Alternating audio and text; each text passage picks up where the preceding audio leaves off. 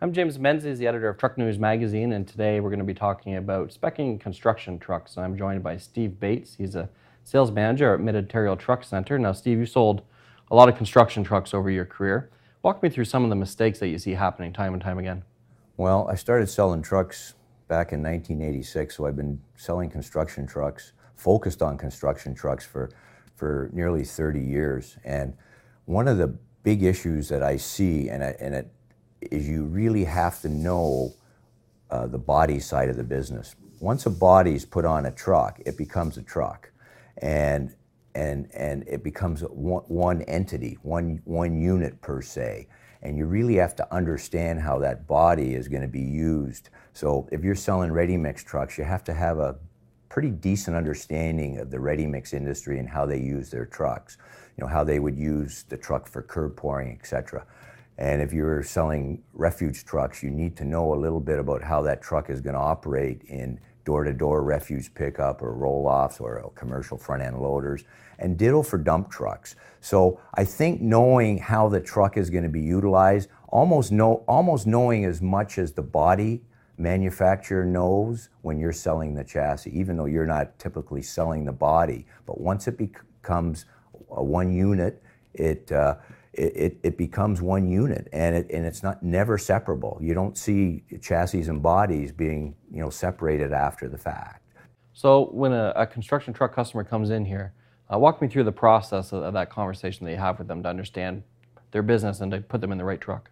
Well, one of the first things, I always ask them how they're using the truck, what kind of body, whether they have a preference.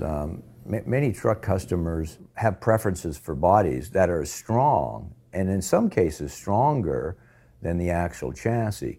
So as a chassis manufacturer, seller, truck type of guy, I always think truck's everything.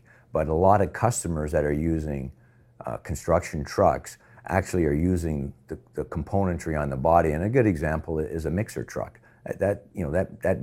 Basically the truck is a device to get the machinery to the job site, being the mixer, and the driver is operating the mixer all day long. So that mixer is very, very important. So the first thing is I want to find out about the body, the type of body, and what the customer's relationships and past experience has been, and whether he has preferences to certain bodies, certain configurations.